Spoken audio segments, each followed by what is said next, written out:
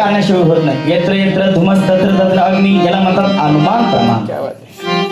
उदाहरण जर द्यायचं झालं तर पंढरपूरच्या रस्त्याने पालखीसोबत जात असताना विसाव्याच्या वेळेला 1 ते 2 किलोमीटर अंतरावर सावलीचा आधार घेऊन सर्व वारकरी विश्रांतीसाठी बसतात आणि अशा वेळेला एखादा जर झाड मोकळं दिसलं तर पाहणाऱ्या वारकरी त्या झाडाखाली जाण्याचा प्रयत्न करू. का तर त्या झाडाखाली कोणीतरी घाण केलेली असेल. याला म्हणतात अनुमान प्रमाण.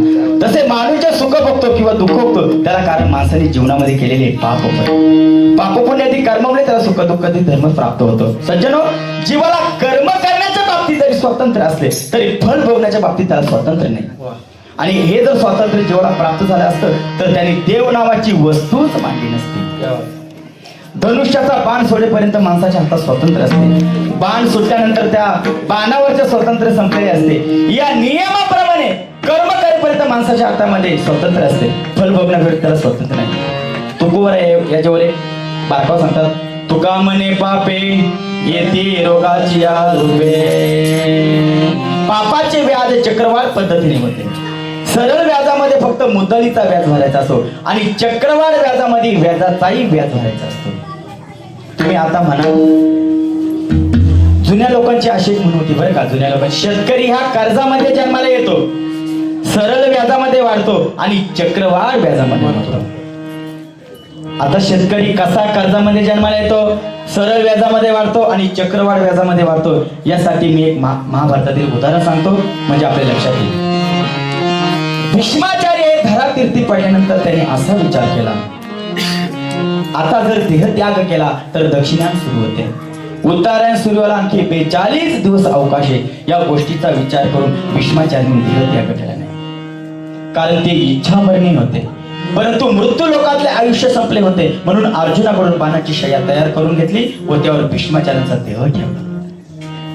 भीष्माचार्य योगी होते, ज्ञानी होते, तपस्वी होते. या गोष्टीचा विचार करून भगवान श्रीकृष्ण भीष्माचार्यांच्या दर्शनाला गेले.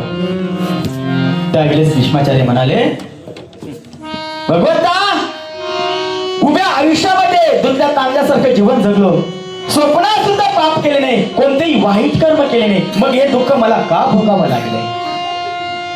त्यावेळेस भगवान श्रीकृष्ण म्हणाले, आचार्य, हे दुःख या जन्मातले नसून मागील जन्मातले आहे. त्यासाठी तुमची उदारीची वळी शोधावी लागेल. आचार्य, पूर्वजन्मामध्ये आपण राजकुमार असता शिकारीला गेलात, तेथे तुमची व सैन्याची तटातूट झाली. शिकार न मिळाल्यामुळे परतीच्या प्रवासामध्ये रस्त्याच्या कडेला एका साड्याला तुम्ही बाण मारला.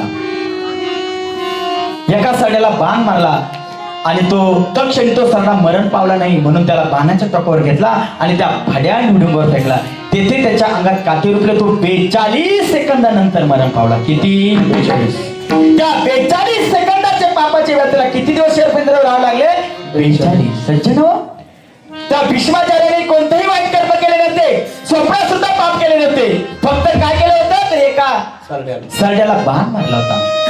तुम्ही आम्ही किती सरड्यांना बाण मारत असेल याचा तुम्ही आम्ही विचार करा. म्हणजे सज्जनो, म्हणजे मागील जन्माचे भोग हे भोगावंच लागणारे. केले कर्म धारे